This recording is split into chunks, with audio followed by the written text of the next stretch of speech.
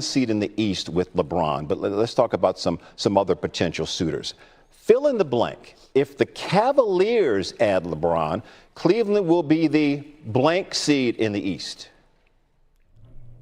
The number one seed in the Eastern Conference. When you talk about adding LeBron James to the mix, a guy that could take over the game in the fourth quarter, a guy that's going to bring championship experience, heart, toughness, grit, accountability, another coach on the floor is something what the Cavs lack, and we saw that in the conference finals. If you add him just to this roster, they should be favored the number one seed coming out of the number one team in the Eastern Conference. All right, fill in the blank. If the Heat add LeBron to their roster alongside Giannis and Bam, Miami will be the blank seed in the East. I would say the third seed in the Eastern Conference. There's still a few areas that they would have to address. I would have to see what it would look like with the whole Giannis Bam the whole Giannis Bam and LeBron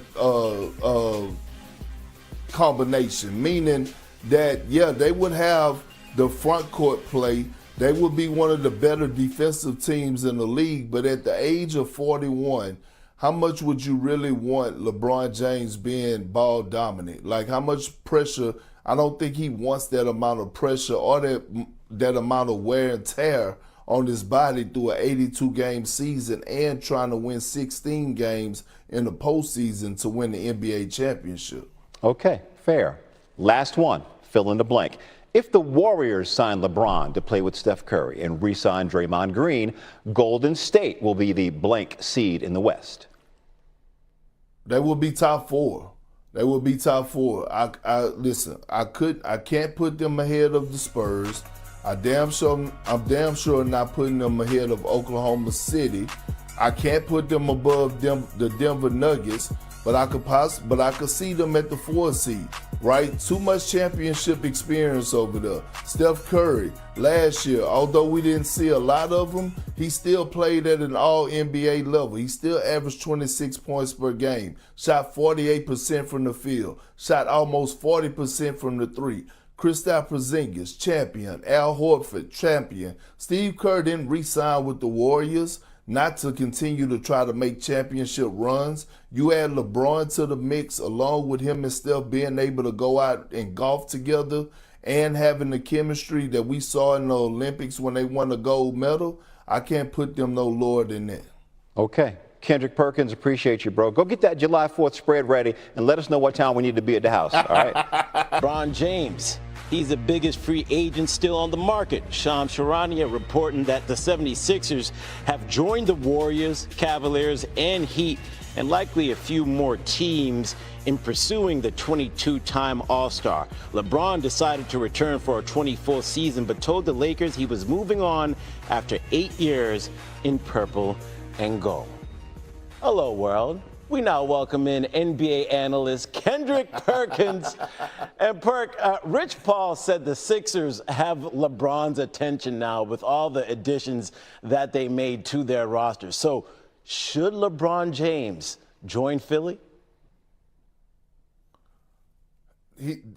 Philly should definitely be their number one option. They should be the front runner. If I'm LeBron James and I'm looking at what the Philadelphia 76ers are doing right now, first of all, they got Daryl Morey out the way, so now they have some type of structure that's going on. And then they go out and they make a trade and give up Paul George and bring back a top 10 player in Jaylen Brown that's a champion that knows how to win. When you look at the perimeter play that they have right now, Tyrese Maxey, one of the best drive to the basket guys in the league. VJ Edgecombe, he's going to continue to take a rise and continue to elevate and get better. And then you look at the signings that they had, going out and getting Dean Wade from the Cavs, right? A guy that's 6'8", 6'9", can stretch the floor. Outside of that, you go and get Anthony Simons. I mean, the Philadelphia 76ers should look like eye candy to LeBron James and should be leading the charge. All right, so as for the guy that they traded for in Jaylen Brown that you brought up, he spoke for the first time since being traded on his stream. Take a listen. Boston, they packed me up, my boy. God. Out of there. It's a bunch of emotions. I'm still processing everything, so give me some time. But I'm also looking forward to what's to come next. I will say there was definitely a message being sent, and that message was received. I wasn't thrilled with the amount of respect that was showed during this process. You know, I did feel like it was a lack of respect. At one point it was fine, and out of nowhere it just went left. I definitely think it's more to it. It definitely is more to it. I know Brad is getting a lot of the criticism, but you know, I just wish the more to it could have been explained. I just wish that they had the respect to just tell me exactly what it was, and I would have understood and I would have respected that. I'm losing no sleep. All these people attacking my character, saying intelligence is a disease, or I'm the 7th best player, or I'm not marketable, and they have these anonymous sources because it goes against like the typical mainstream approach. Look, it's an outdated system. It's an outdated system that needs to be updated. Don't shoot the messenger. Chat, where the Sixers fans at? Give me a Philly cheesesteak right now. Ooh, hoo, hoo. All right, Perk, so you heard it. Is Brown right in saying that he was disrespected by Boston? He was, and he should come back with a chip on his shoulder. But let me say this: the statement was very clear.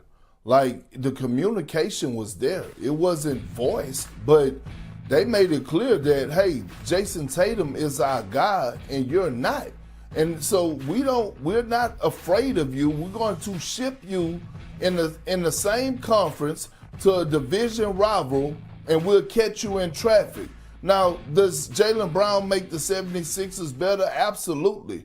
Did Brad Stevens, drop the ball in the Giannis trade and the way that he lost that to Pat Riley in the Miami Heat? Yes.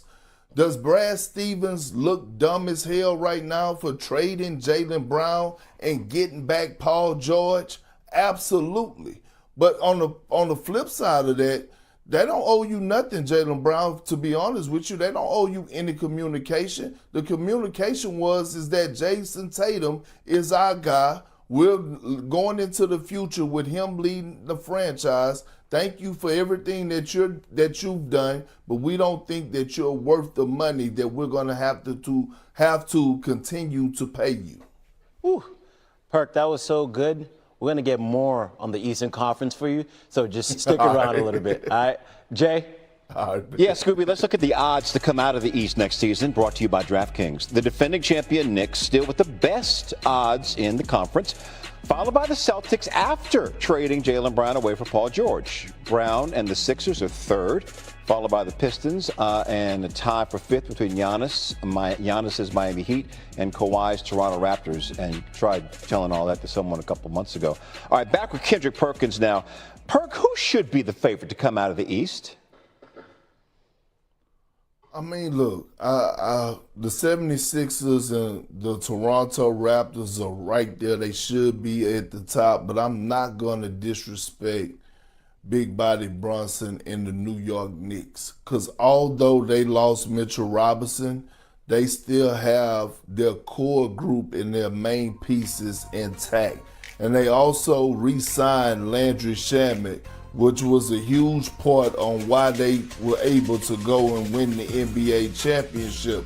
So I'm not going to disrespect them, but I will say that the Raptors and the 76ers are on their asses like back pockets. The East has gotten better.